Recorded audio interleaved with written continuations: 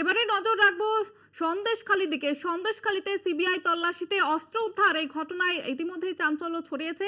আপনারা জানেন যে সিবিআই তল্লাশিতে গিয়েছিল সন্দেশখালীতে, সেখান থেকে কিন্তু অস্ত্র উদ্ধারের ঘটনা এবার আপনারা দেখতে পাচ্ছেন সেই ছবি। সন্দেশখালীতে পৌঁছে গিয়েছেন সিবিআই আধিকারিকরা, সেখানে তল্লাশি অভিযান চলে এবং ঠিক তখনই কিন্তু অস্ত্র উদ্ধার হয় এবং এই ঘটনায় উত্তেজনা ছড়ায় সন্দেশখালী এলাকায়। ইতিমধ্যেই তদন্তে নেমেছেন সিবিআই আধিকারিকরা। কেন্দ্রীয় বাহিনীর সঙ্গে ছিলেন সিবিআই এবং সিবিআই আধিকারিকরা সেখানে তল্লাশি অভিযান চালায় এবং সেখানে কিন্তু অস্ত্র উদ্ধারের ঘটনা সামনে আসে এবং এই ঘটনায় উত্তেজনা ছড়ায় এলাকায়। ইতিমধ্যে কিন্তু এই ঘটনার তদন্তে নেমেছেন সিবিআই আধিকারিকরা।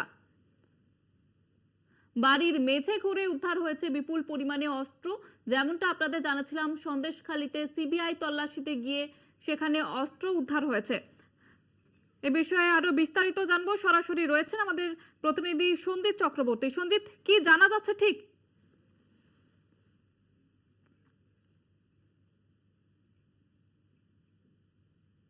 সঞ্জিত, শোনা যাচ্ছে? আপনাদের যেমনটা জানাচ্ছিলাম, সন্দেশখালীতে সিবিআই তল্লাশিতে গিয়ে বিপুল পরিমাণে অস্ত্র উদ্ধারের ঘটনা সামনে এলো। বছরের শুরু থেকে আমরা যেমনটা দেখেছিলাম সন্দেশখালীতে দফায় দফায় উত্তেজনা এবং আজকে তল্লাশি অভিযানে যান সিবিআই আধিকারিকরা, সেখানে বিপুল পরিমাণে অস্ত্র উদ্ধার হয়েছে। যেমনটা জানা যাচ্ছে, বাড়ির মেঝেতে খুঁড়ে উদ্ধার হয়েছে এই বিপুল পরিমাণে অস্ত্র। ইতিমধ্যে এই ঘটনা তদন্ত শুরু করেছেন সিবিআই আধিকারিকরা। কোথা থেকে এলো এত অস্ত্র, সেই নিয়ে কিন্তু তদন্ত ইতিমধ্যে শুরু হয়েছে। উদ্ধার হওয়া অস্ত্রগুলি বাজেয়াপ্ত করা হয়েছে বলে সূত্র মারফত খবর পাওয়া যাচ্ছে। বাড়ির মেঝে খুঁড়ে উদ্ধার হয়েছে বিপুল পরিমাণে অস্ত্র। সন্দেশখালীতে সিবিআই তল্লাশি অভিযানে গিয়ে অস্ত্র উদ্ধার। এই ঘটনার তদন্তে ইতিমধ্যেই নেমেছে সিবিআই আধিকারিকরা। যেমনটা আপনাদের জানাচ্ছিলাম, সন্দেশখালীতে সিবিআই তল্লাশিতে গিয়ে বিপুল পরিমাণে অস্ত্র উদ্ধার হয়েছে। এই ঘটনায় উত্তেজনা ছড়ায় এলাকায়। ঘটনা তদন্তে ইতিমধ্যেই নেমেছেন সিবিআই আধিকারিকরা। বাড়ির মেঝে খুঁড়ে উদ্ধার হয়েছে বিপুল পরিমাণে অস্ত্র। এ বিষয়ে আরো বিস্তারিত জানবো, টেলিফোন লাইনে রয়েছেন প্রতিনিধি সঞ্জিত চক্রবর্তী। সঞ্জিত, কি জানা যাচ্ছে ঠিক? তুমি জানো সন্দেশখালীর ঘটনা নিয়ে ইতিমধ্যে যে আদালত কিন্তু সিবিআই আধিকারিকদের এই তদন্ত ভার দিয়েছে। অর্থাৎ বিশেষ করে তুমি দীর্ঘদিন যে সন্দেশখালীর ঘটনা নিয়ে সিবিআই যে নড়ে চড়ে বসেছে, বারবার যেটা বলা হচ্ছিল যে তদন্তকারীরা বারবার যেটা বলছেন যে যে এই তদন্তের মধ্যে সিবিআই আধিকারিকরা এই তদন্তভার পুরোটা নেওয়ার পর থেকেই কিন্তু তল্লাশি শুরু করেছে। তুমি জানো আজকের 2024-এর লোকসভা নির্বাচনের দ্বিতীয় দফা যে নির্বাচন চলছে, তার মধ্যে বিপুল পরিমাণ অস্ত্র পাওয়ায় রীতিমতো কিন্তু এলাকায় যথেষ্ট চাঞ্চল্য ছড়িয়েছে।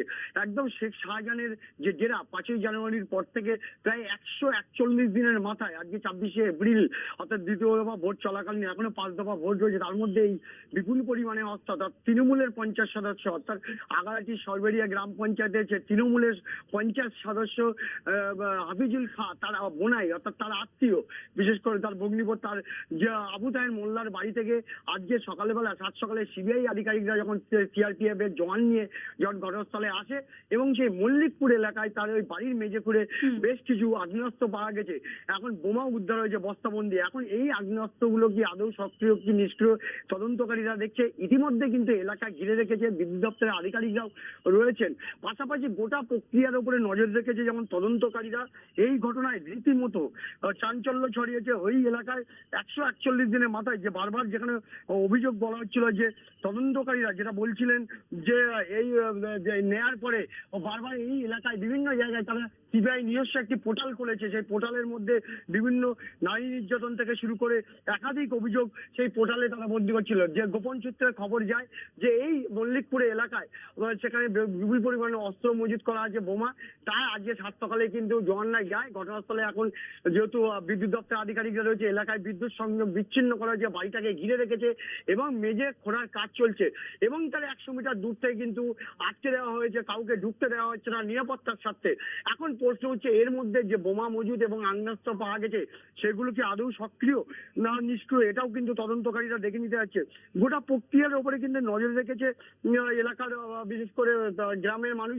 অন্যদিকে সিআরপিএফ জওয়ান এবং সিবিআই এবং প্রশাসনিক কর্তারা কিন্তু বাড়িটাকে ঘিরে রেখেছে যাতে কোনো রকম ভাবে দুর্ঘটনা না হয় এবং সম্পূর্ণ নিরাপত্তার বেষ্টনীর মধ্যে আবু তাহের মোল্লার বাড়ি ঘেরাও করে রাখা হয়েছে এবং ঘটনাস্থলে একাধিক প্রশাসনের আধিকারিকরা রয়েছে।